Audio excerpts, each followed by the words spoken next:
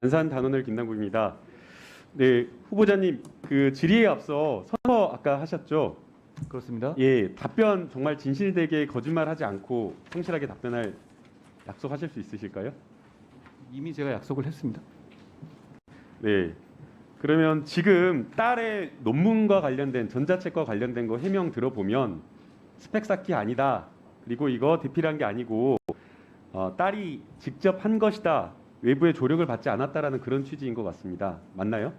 아까 제가 그 네. 위원님 말씀하신 그 부분에 대해서 좀 알아봤거든요. 사실 제가 현 모두에 말씀드렸지만 제가 딸이 이렇게 구체적으로 어떤 공부를 하고 있는지는 전혀 사실 모르고 지냈거든요. 이 상황에서 제가 좀 확인해 보니까 의원님 말씀하신 답변은 그 어떤 팬데믹 뭐 그런 동아리에 관한 질문에 대한 답변이었던 것 같습니다. 그러니까 기본적으로 아니요, 어떤 그게 라이팅에 대해서 아니라 도움을 받지 않았다는 말은 아니고 지금 이 청문회 과정에서도 답변하는 게 이 논문들이 논문 수준이 아니라 두세 페이지 정도의 리포트에 불과하고 예. 그리고 그냥 학습 과정에서 학교의 과제를 아카이브 형식으로 저장해 놓은 것에 불과하다 이렇게 이야기를 했지 아닙니다. 않습니까? 학교 과제로 낸 적이 없다고 아니 말씀드렸죠. 본인 그렇게 지금 답변을 그렇게 했어요. 아니요. 학교 제가 과제로 학교 학습의 과제를 낸 적이 없다고 말씀드렸습니다. 학습의 과정에서 아카이브 형식으로 저장해 놓은 거다라고 하면서 스펙 쌓기라고 아니라고 지금 이야기를 한 거예요. 본인이 본인의 학습 과정을 저장해 놓는 게 스펙일 수는 있겠죠. 그런데 제가 말씀드리고 싶은 것은 그걸 입시에 사용한 적이 없고 앞으로도 사용할 생각이 없다는 입시에 겁니다. 사용하지 않고 그냥 본인의 그냥 능력을 했다라는 거죠. 스펙 쌓기가 아니고 그 의미를 정확하게 뭔지 좀 그러니까 본인의 말씀해 주시겠습니까? 능력으로 한 것이 맞나요, 아닌가요? 어디에 제출한 것도 아니지 않습니까? 아니, 그러니까 본인의 예. 능력을 한 건가요, 아닌가요? 본인이 일부 조력받은 것도 있다고 제가 말씀드렸죠. 다만 말씀드린 것처럼 어떤 뭐 전문 입시 컨설팅을 받거나 그런 사실은 없다고 제가 분명히 말씀드렸죠. 그러면 대학에 입시 안 하면 문제가 없는 거예요, 지금? 입시에 앞으로 제출 안 하면 아무런 문제가 없다라고 생각하시나요? 위원님, 이게 무슨 뭐 미래에 있을 일을 재단해가지고 그게 그걸 아니라 가정적으로 지금까지 지금 말씀하시면 후보자의 도덕성을 묻는 겁니다. 후보자가 생각했을 때 고위공직자로서 생각했을 때 이러한 어떤 스펙 쌓기 문제 있다 생각하신가요? 아니면 없다고 생각하시나요? 말씀 올리겠습니다. 제가 아까 말씀드린 것처럼 이 부분에 대해서 이게 아무나 할 수 있는 일은 아니고 아무에게 주어지는 기회가 아니고 사회적으로 큰 혜택이기 때문에 더 조심하면서 봉사를 하겠다는 말씀을 드렸습니다. 그런 점에서 이렇게 뭐 이게 반칙이나 지금 편법이 딸아이가 아니라는 맞나요, 안 맞나요? 예? 딸 아이가 직접 한 게 맞나요, 안 맞나요? 저는 딸 아이가 했다고 들었습니다. 아니 청문 과정에서 지금 했다고 들었다고 하는데 지금 거짓 해명일 가능성이 매우 높은데 말씀해 주시면 제가 알아보겠습니다. 전자공학회가 주최하는 학술대회에서 굉장히 권위 있는 학술지입니다. 2달 사이에 2편의 논문을 공저자료에서 학술지 발표했습니다. 이거 가능한가요, 딸아이가? 고등학교 1학년 때? 제가 작년 12월 제가 그 논문이라는 걸 어제 한번 봤거든요. 그거 그렇게 수준 높은 얘기 아닙니다. 그 영어로 썼을 뿐이지. 그리고 IEE라는 곳이 그렇게 문턱이 높은 곳은 아닙니다. 계속해서 수준 높은 논문이 아니다라고 이야기를 하는데요. 공학 논문이기 때문에 실험과 관련된 여러 가지 논문이기 때문에 원래 5페이지에서 6페이지 이렇게 짧은 논문이 나온 겁니다. 자, 그러면 어려운 논문 아니라고 하는데 이 말씀해 드릴게요. 점성이 높은 유산균, 연쇄 상구균, 살리바리우스 균을 경구용 의약품으로 봉입하기 위해 이중 유아 액적에 최적화하는 실험 과정을 분석하고 결과를 담고 있는 이 논문을 일저자로 썼습니다. 이모하고 같이. 공저자가 아니라 일저자로. 누구와 같이 썼다고요? 이모하고요. 이모. 제 딸이요? 그렇습니다. 실험을 한 적이 딸이- 있는지. 내 딸이 잠깐만요. 이모하고 제 이모 누구의 이모 말씀이신가요? 2022년 1월 26일 논문에서 말한 겁니다. 위원님 제가 사실 뭐 이걸 잘 챙겨보는 아빠가 아니라 잘 모르긴 하겠는데요.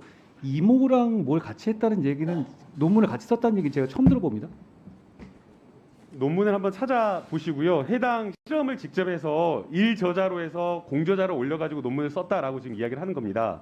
확인해 그 보겠습니다. 외에 지금 IE에 작성했다라고 하는 논문도 단독 저자 그리고 공저자로 해서 작성한 논문들 이게 가능한 겁니까? 저는 가능하다고 봅니다. 그 지금 그거는 어떻게 된 겁니까? 왜 이모하고 했다고 하는 아니 거예요? 이모랑 했다는 거를 팩트를 좀 알려주십시오. 제가 솔직히 이거 나올 때마다 얘기를 듣고 확인한 그러면 거라서요. 그거는 추후에 추가적으로 지금 그렇게 확인해 보고요. 그렇게 해주시면 좋겠습니다. 만약에 지금 이 논문을 그냥 아카이브 형식으로 그냥 습작한 것을 저장해 놨다라고 한다면 왜 방글라데시야 해외 뭐 여러 국제 학술지에 제출을 했는데 그 학술지가 여러 군데에 나눠져 있어가지고 5군데 이렇게 학술지에 제출한 겁니까? 그 학술지라는 것의 수준과 문턱을 좀 봐주십시오. 그 정도 가지고 대학 입시 외국 입시를 한다 하더라도 습작한 거라면 왜 그렇게 한 거가요? 습작한 거라면. 말씀드린 것처럼 여러 가지 학급 활동에 있었던 거죠. 저장해 놓은 거다. 전 이렇게 그러니까 들었습니다. 그거를 해외에다가 돈을 주고 투고를 한다. 그게 이유가 된다고 생각하세요? 본인 입장에서 그래도 해놓은 것을 올려놓는 것 자체가 뭐 문제될 해외 것 학술지에 같겠습니까? 투고해가지고 그냥 블로그에 올리는 것도 아니고 해외 학술지에 돈을 내고 투고를 한다.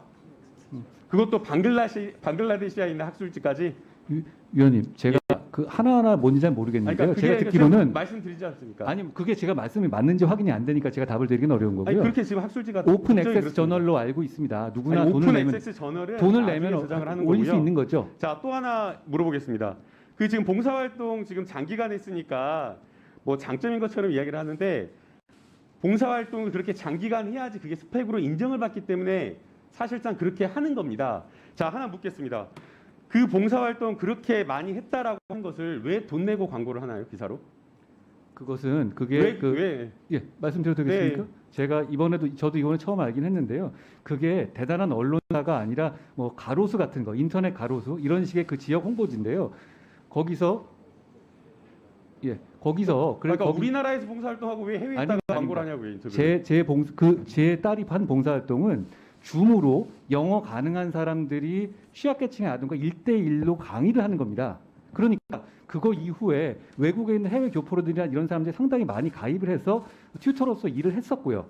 그게 뭐가 이상하다는 건지 잘 모르겠습니다. 그리고 그 부분에 대해서 그게 무슨 대단한 유수의 언론에 낸 것도 아니기 때문에 그거 가지고 나중에 무슨 스펙을 쓸 수 있는 문제도 아닙니다. 그리고 몇 년에 걸쳐서 실제로 봉사를 했고요.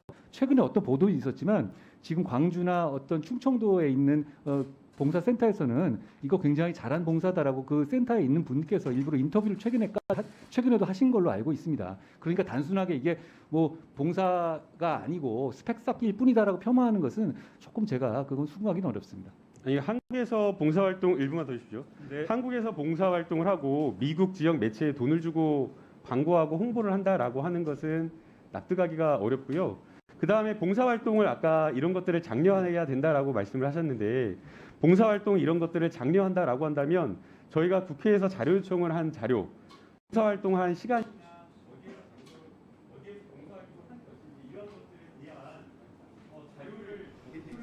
하고 하는데 그런 것들을 왜 제출을 하지 않는 건가요? 그 외국에서 아까 말씀 다시 한번 반복드립니다만 외국에서 있는 교포들이나 이런 분들이 이 홍보 내용을 보고 실제로 많이 이 봉사에 그 튜터로서 가입을 해주셨습니다. 그런 목적을 한 것이니까 그게 그 줌으로 하는 강의이기 때문에 교사들이 꼭 한국에 있는 사람들만 있는 게 아닙니다. 그렇기 때문에 그 부분에 대해서는 뭐 외국에다 왜 냈냐 이런 네, 부분은 제가 마지막으로 한 충분히 가지 더 설명되는 문제 여쭙겠습니다. 같습니다. 네, 그 게리티 원칙에 대해서의 후보자 아신가요? 예? 게리티 원칙에 대해서. 그게 본인에게 그 징계를 이유로 징계를 통해서 겁주어서 진술을 이끌어냈을 때 그 진술이 증거 능력이 없다는 원칙이죠. 아니요, 그렇지 않고요. 피의자의 헌법상 권리가 보장되어 있고 그것이 피의자의 진술을 거부하는 권리가 법 집행관의 지지에서 배제하는 것과 충돌할 때 개인이 가지고 있는 권리와 충돌할 때 그 권리를 충돌하는 배제하는 권리로서 정당화할 수 있다라는 겁니다. 예컨대 지금 한동훈 후보자가 자기의 헌법상 진술을 거부할 권리를 통해서 법 집행을 강행했다라고 한다면 국민이 그 법 집행관에 대한 신뢰를 할 수가 없기 때문에 이것을 이유로 직무에서 배제하는 것을 정당화할 수 있다, 징계할 수 있다라는 것을 정당화할 수 있다라고 하는 것이 게리티 원칙입니다. 저 게러트 룰은 그게 아니라 제가 말씀드린 게 맞습니다. 그게 그 보도가 잘못 인용한 거예요. 한겨레 보도가 게러트 룰을 잘못 인용한 것이거든요. 게러트 룰이 아니 그건 이미 있는 룰이고요. 아니 미국에서 그럼 예를 들어서 징계로 겁줘가지고 진술을 이끌어내거나 예를 들어서 진술 안 한다고 저 공직자 잘라두든가 아니 그런 룰이 있을 리가 있겠습니까? 자, 정리해 주시죠.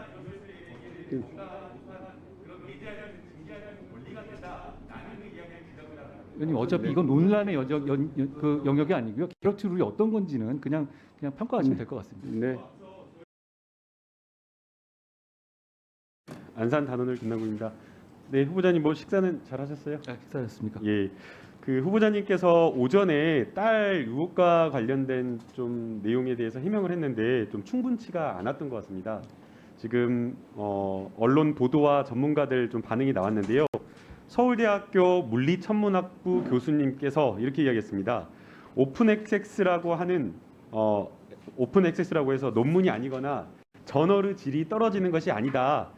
구차한 변명이다. 조력 없이는 불가능한 것으로 보인다. 이렇게 이야기를 했고요.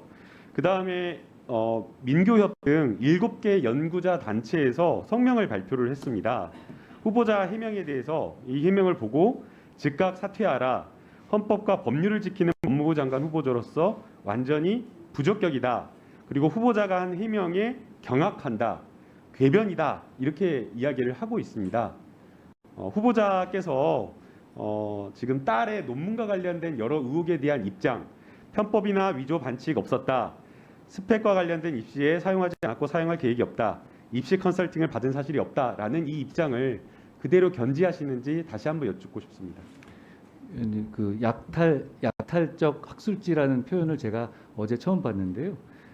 의원님 이렇게 생각해 주시면 어떨까 싶습니다. 말씀하신 것처럼 고교생 수준에서 습작하는 이런 그 짧은 글 같은 거기 때문에 글 같은 거기 때문에 여러 가지로 학계에 엄격한 기준을 댄다면 미흡한 부분이 많을 수 있을 것 같습니다. 그런데 고교생이 습작 수준 짧은 글을 쓴 걸 가지고 어떤 학계의 구조적 문제까지 책임지라고 하는 것은 좀 과한 말씀 아닌가 싶습니다. 학계의 구조적인 문제를 책임지라라는 말씀은 아닌 것 같고요.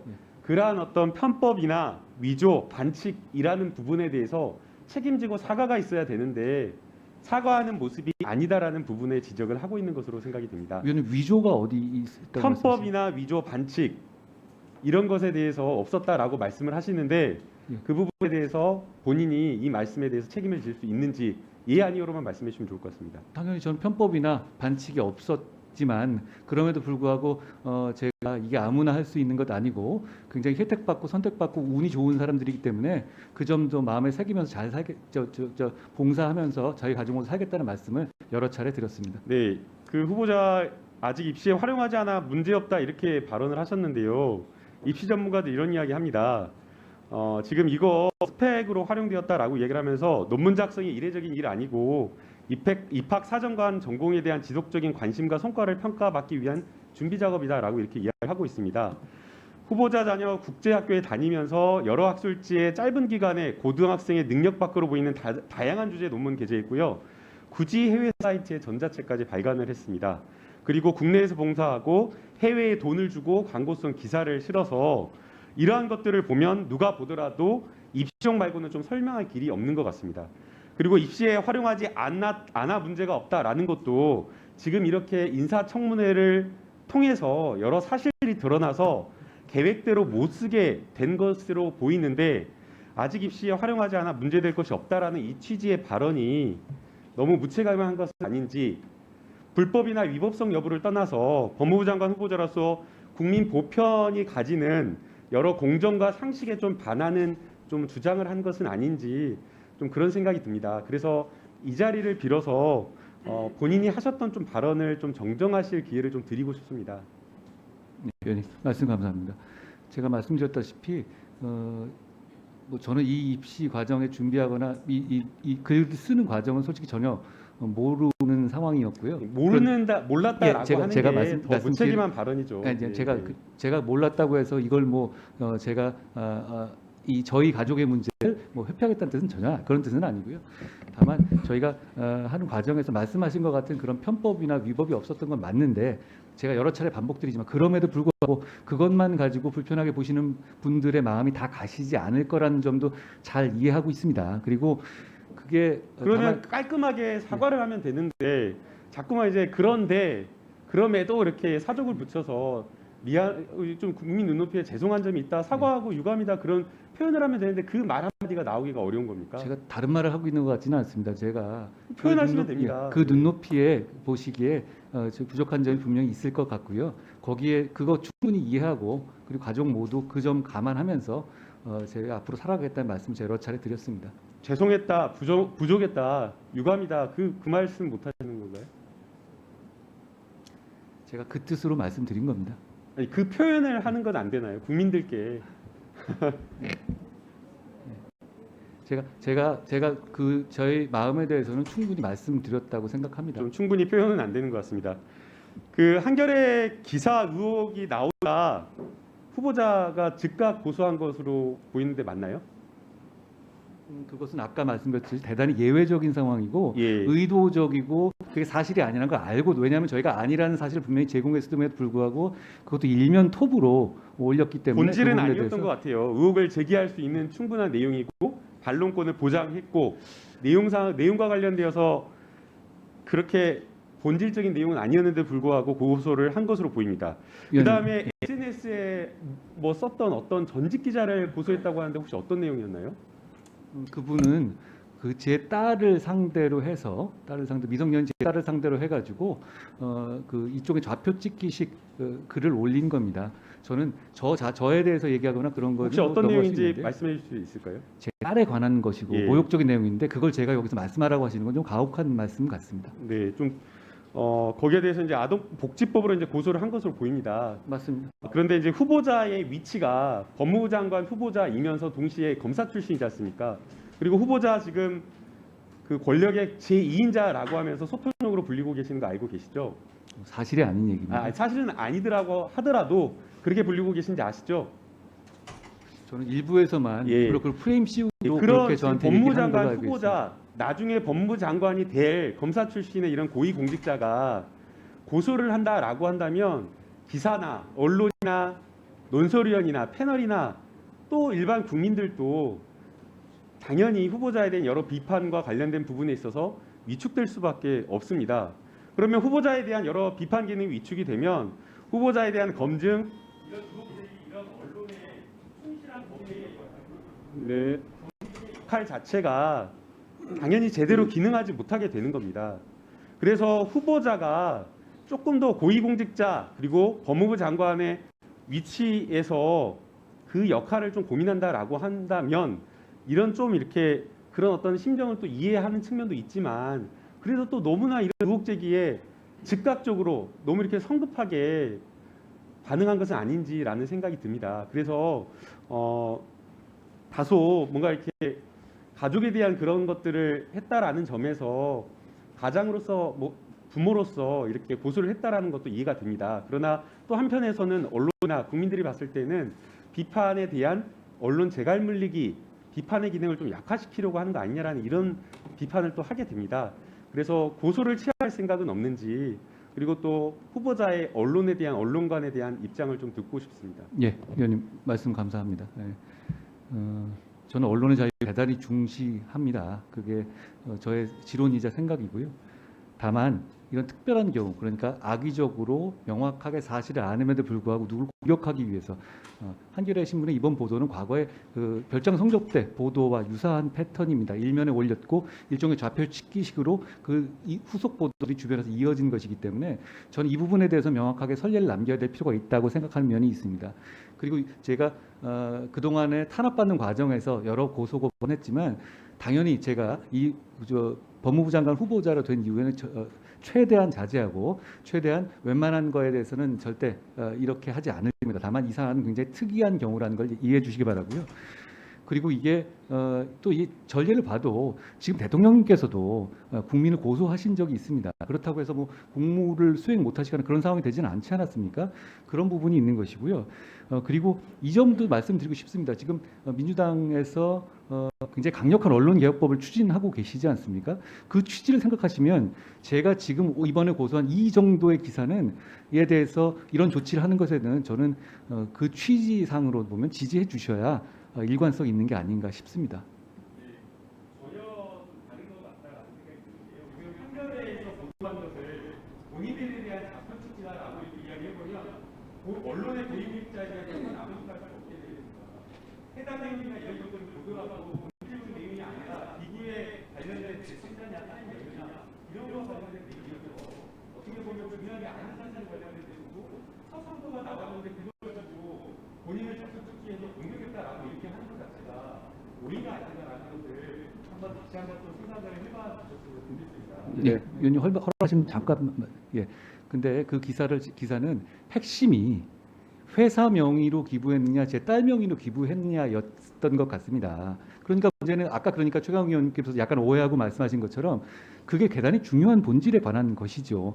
제 딸이 한 게 아니라 회사 차원에서 정상적으로 기부한 것이 다 입증을 갖고 있음에도 불구하고 제목 일면톱 제목에다 떡하니 딸 명의로 기부했다고 썼습니다. 그 부분은 명백히 언론의 자유의 한계를 넘어선 것이라는 것이 제 판단이었는데 위원님이 생각이 다르실 수 있고 그리고 아까 말씀드렸다시피 저도 위원님이 말씀하신 우려를 충분히 이해하고 있습니다. 제가 말씀하신 것 감안해 숙고해 보겠습니다. 예, 후보자님 그 2016년에 서울 남부지검에서 그 부장검사의 지속적인 괴롭힘과 폭력에 시달리다가 극단적인 선택을 한 그 김홍현 검사의 사건 알고 계시죠? 예, 저는 알고 있습니다. 예, 그 폭행을 했다라고 한 부장검사 얼마 만에 기소가 되었나요? 제가 그것까지 정확하게 5년 걸렸다라고 합니다. 5년. 예. 어떻게 생각하시나요? 사건이 된 거고 대단히 안타까운 사건이라고 생각합니다. 아니 5년 그렇게 이 사건의 기소에 이르기까지 많은 동기들과 많은 사람들이 번협에서도 나서서 처벌을 해달라, 수사를 제대로 해달라라고 하는데 이 사건을 제대로 수사해서 기소하기까지 이 많은 시간이 걸렸다고 합니다. 그래서 지금 항소심 진행 중이라고 합니다. 어떻게 생각하시나요? 말씀하신 것처럼 그 사건 자체는 대단히 안타까운 사건이고요. 그리고 그게 뭐 처음부터 바로 사건화 되지 않았던 건 또 여러 가지 이유가 있었을 것 같습니다. 근데 결국은 이제 기소돼 가지고 재판 진행 중이니까 그 재판 결과를 잘 봐야 될 것 같습니다. 그렇게 쉽게 말할 수 있는 것은 아니라고 생각이 됩니다. 검찰의 제19 감싸기로 검찰 내부의 문제와 관련된 감찰이 좀 제대로 이루어지지 않고 있는 문제를 고스란히 드러낸 사건이 아닌가라는 생각이 듭니다. 지난해 저희 또 국민들 분노하게 한 사건 스타모빌리티 김봉현 씨로부터 검사 3명이 술 접대를 받았다라는 사건 처음에 보도되었을 때 검찰총장의 반응이 그 당시 반응이 뭐였는지 아십니까? 모르겠습니다. 부인이었습니다. 그런 일 없다라고 하면서 부인. 그리고 해당 사실 언론을 통해서 보도가 되고 사실 확인이 되자 나온 결과는 어떤 결과가 나오는지 아십니까? 기적의 계산법이라고 해가지고 한 명만 96만 원 접대 받았다라고 해가지고 한 명만 김영란법으로 기소가 되고 나머지는 2명은 불기소가 되었습니다. 그래서 어떻게 이런 어떤 기적의 계산법이 나올 수가 있냐라고 하면서 검찰 내부의 감찰 기능이 완전히 마비됐다라고 하면서 상당한 비판이 있었습니다. 여기에 대해서 법무부 장관으로서 어떻게 생각하시나요? 제가 그 사안의 내용은 자세히 모르지만 그런 비판이 있었던 것은 알고 있고요. 그런 지적에 대해서 저희 깊이 새겨야 한다고 생각합니다. 지금 후보자 들어오기 전에 한동훈 감찰 부장이 들어와서 한동수 감찰 부장이 들어와서 지속적인 아주 감찰에 대한 방해와 압박에 시달렸다라는 진술을 했습니다. 언론 공작이 있었다라고 이야기를 하고 있고요. 저는 사실이 아니라고 생각합니다. 본인과 함께 일하는 과장이 너무나 시달려가지고 아예 그냥 포기할 정도에 이르렀다라고 이렇게 이야기를 합니다. 그분의 얘기가 좀 다르다고 그분의 알고 이야기가 있습니다. 아니라 사법부에서 그렇게 판단을 했습니다. 아닙니다. 그 과장의 얘기가 다르다고 제가 알고 있습니다. 아니 그 과장의 이야기 아니라 감찰 방해와 관련된 사실이 이 내용이 법원에서 판단했는데 사실 아니라고 하면 어떻게 합니까, 법무부 장관이? 오늘 한동수 이 본부장이 말한 내용이 판결문에 다 들어있는 게 아닙니다. 감찰 방해와 관련된 거는 다 인정된 사실인데 그 자체를 부인하면 어떻게 하겠다는 겁니까? 그건 저는 동의하기 어렵습니다. 동의하기 어려우면 어떻게 법무부 장관 하려고? 그럼 거기 지금 법무부 장관이 피고로 돼서 징계 소송을 항소심을 진행하는데 그거 어떻게 하려고 합니까? 제가 말씀드렸듯이 그 소송에 대해서는 저는 관여하지 않을 생각입니다. 이런 인식이 있기 때문에 걱정스러운 겁니다. 지금 내부에서 윤석열 식구라고 하는 그런 사람들이 있기 때문에 윤석열 식구라고 하는 그 라인에 대한 수사나 감찰이나 이러한 건 일치 안 된다라는 겁니다.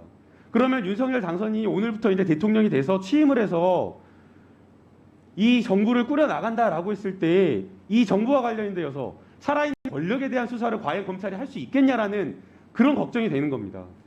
자신 있게 여기에 대해서 말씀하실 수 있겠습니까? 예, 살아있는 권력에 대한 수사가 제일 안 된 것은 지난 3년입니다. 제가 이런 걸 본 적이 없습니다.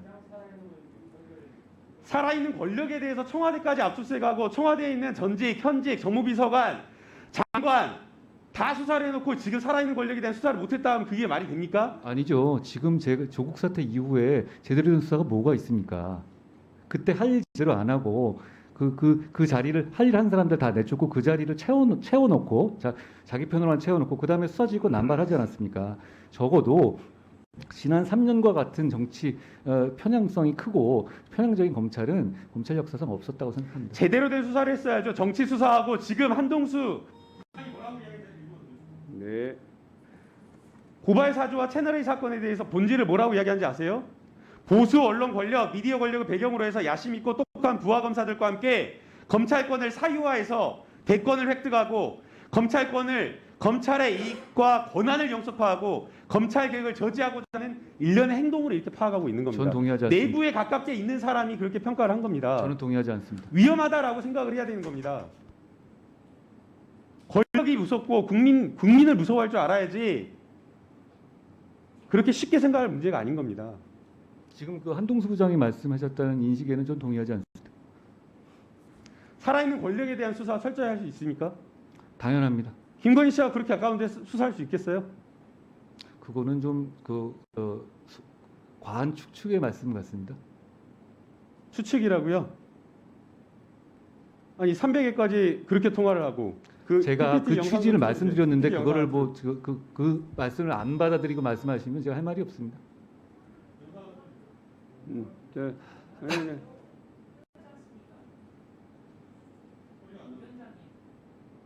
자, 정리하시죠. 후보자하고 김건희 씨하고 굉장히 가까워서 사건과 관련된 부분을 다른 사람을 통해 가지고 후보자한테 전달하겠다라고까지 한 겁니다. 저분이 이런 말을 이끌어내기 위해서 유도한 거 아닙니까? 이끌어낸다고 그렇게 쉽게 나옵니까? 그 저분이 저한테 언제 봤다고 동훈이 형 그럽니까 그러면? 아니 저 말이 쉽게 그게 되냐고요. 사건을 다른 사람을 통해 가지고 사건을 전달한다라고 하는 게 제보한다고 하는 게 제가 당시에 사법연수원 부원장이었는데요. 제가 사법연수원 부원장인데 부원장한테 무슨 제보를 합니까? 그게 친하지도 않은 사이에 그게 가능한 일이냐고요. 자, 정리해 주시죠. 대화의 말을 들어보시면 충분하게 오해할 수 있고 상담을 살려고 생각하게 되는 겁니다. 네. 그렇지 않습니다. 네, 본인은 그렇게 생각하지 않겠죠. 정리해 주시죠. 네, 장관 후보자님 고생 많으십니다. 네, 질의 좀 드리겠습니다. 법무부 장관으로서 수사 과정에서 발생하는 여러 피의자들의 인권 보호 굉장히 중요하게 생각하고 계시죠? 아, 물론입니다. 네, 아까 한동수 감찰부장이 수사가 최근에 들어와서 훨씬 더 조금 잔인해졌다 그렇게 이야기를 하면서요. 아주 작은 것들까지 게임과 사냥하는 것처럼 나올 때까지 찔러가지고 잔인한 수사 기법들이 다시 조금 이렇게 반등한 것 같다, 부활한 것 같다라는 그런 말씀을 하셨습니다. 네, 후보자님께서는 동의를 안 하실 수도 있지만 한동수 감찰부장은 판사 출신의 감찰을 하라고 한 검찰 외부에서 온 감찰부장 아니겠습니까? 이런 시각이 있다라는 것을 법무부 장관 후보자로서 법무부 장관으로서 굉장히 무겁게 받아들여야 된다는 말씀을 드리고 싶습니다. 그렇게 그래서 이 하겠습니다. 점에 대해서 어떻게 좀 생각하시는지 하겠습니다. 간단히 제가 수사 현업을 떠난 지가 거의 3년 됐습니다. 그러니까 뭐 그게 최근에는 게다가 그게 수사가 그렇게 성공되거나 그럴 만한 사건들은 많지 않았는데 위원님 말씀하시는 거 제가 그분의 말에 동의하지 않는 거가 변론으로 그런 의견에 대해서 저도 깊이 새겨야 하고 조심해야 한다고 생각합니다. 예, 그래서 과잉 수사라든지 별건 수사라든지 또는 표적 수사와 같은 이런 어떤 수사권 남용과 관련된 부분을 잘 법무부가 통제하고 역할을 좀 해주셨으면 하는 바람입니다. 예, 제가 이제 구체적 수사지휘를 안 한다는 것이지 일반적인 수사지휘권 당연히 그 범위 내에서 견제와 균형을 도모하는 차원에서 말씀하신 방향으로 생각하겠습니다. 네, 그리고 그 인수위에서 민정수석실의 인사검증 업무 이관과 관련된 부분을 좀 정확하게 말을 해주지 않아서 이게 조금 혼란스러운 부분이 있는 것 같습니다. 우선 이제 우려스러운 것은 앞서 김영배 의원님께서 지적을 한 것처럼 법무부가 이 고위공직자에 대한 검증 업무를 했을 때 여러 가지 좀 문제가 있는 것 아니냐. 우선은 이게 단순하게 그냥 뭐 도덕적인 어떤 그런 부분만 뭐 점검을 한다라고 해서 될 만한 문제가 아니라 굉장히 어떤 고도의 전문성 있는 영역이기 때문에 한 번도 해보지 않는 법무부에서 이거를 과연 잘 할 수 있을까라는 부분에 대한 고민이 또 있는 겁니다. 그리고 이제 두 번째는 아주 민감한 사생활에 대한 여러 가지 세평 정보, 민감 정보를 다루는 것이기 때문에 검증하고 그대로 끝나는 것이 아니라 그 정보가 어떻게 관리되고 잔존하고 유통하고 이런 것들에 대한 굉장히 우려가 있을 수가 있는 겁니다. 또 그리고 인사검증 후에 법무부가 다른 어떤 부처에 대해서 인사검증을 무기로 해서 또 독점적이고 약간 우월적인 어떤 지위를 가져버리는 것 아니냐라는 이런 문제도 있고요. 또 기본적인 어떤 인사 원리와 관련되어서 인사를 하면 거기에 대한 어떤 책임을 져야 되는데 법무부, 민정수석실 비서실이 아니라 법무부나 이런 어떤 다른 정부 기관으로 갔을 때 인사에 대한 어떤 명확한 책임을 질 수 있냐라는 그런 부분에 대한 좀 고민이 있는 것 같습니다. 그래서 이거를 덜컥 받지 말고 정말 법무부에서 할 수 있는 일인지에 대한 고민을 좀 내부적으로도 좀 독립적으로 해주셨으면 바랍니다. 예, 저는 지금 저 위원님 말씀 공감할 부분 많이 있고요. 이제 다만 저는 아직 취임하기 전이고요. 취임됐었을 때 업무 분장의 기본 문제는 또 제가 관여할 수 있는 부분은 아닐 것 같긴 합니다만 위원님 말씀하신 것 같이 내부적으로 정보의 월을 쳐야 된다는 점 그리고 전문가들을 지금 아까 저 송기현 의원님 말씀하실 때쯤 제가 말씀 올렸지만 대한민국에서 이제 그 인사 검증할 수 있는 인력이 그렇게 많지는 않습니다. 저도 해보면 그 인력들을 결국은 저희가 모셔야 할 거고요. 그리고 그 인력들을 독립돼서 어떤 뭐 다른 그거 없이 순수하게 이 정보가 차단되는 그 장치를 법무부에서 하게 된다면 예, 준비해야 알겠습니다. 될 것 같습니다. 예, 후보자 검사만 한 20여 년 공직 생활해서 법무부 장관은 하면서 수사 위에 검찰 위에 어떤 다른 법무 행정에 좀 관심이 가시나요? 어떤가요? 예, 저도 아까 제가 여러 차례 말씀드렸지만 저는 검찰은 어차피 검찰은 독립대로 돌아갈 것이고 다만 어떻게 보면 검찰에 치여서 다른 부분들이 좀 크지 못한 부분이 있다고 생각합니다. 예, 지금 이제 답변 보면 경제 발전을 뒷받침할 수 있는 법무 행정의 현대화와 민생 안정 등에 예. 소홀함 없이 하고 싶다라고 이렇게 말을 했는데요. 예. 외국인 근로자 고용 허가제 현황과 관련되어서 최근 코로나로 인해서 많은 민생 현장에서 법무부에 이 이야기를 하고 있습니다. 네. 지금 현장에 외국인 근로자 인력이 턱없이 부족하다라는 그렇습니다. 이 이야기를 3년째 하고 있기 때문에 지금 한시적인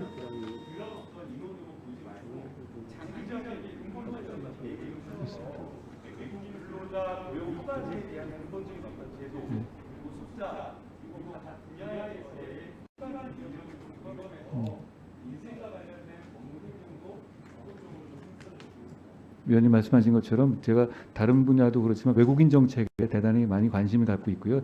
지금 우리나라가 이렇게 뻗어나가는 상황이고 이렇게 이민 정책이 많이 중요해진 상황에서는 좀 체계적이고 전문적인 정책을 세우는 게 무엇보다 중요한 시점이라고 생각합니다. 말씀하신 취지가 잘 새기겠습니다.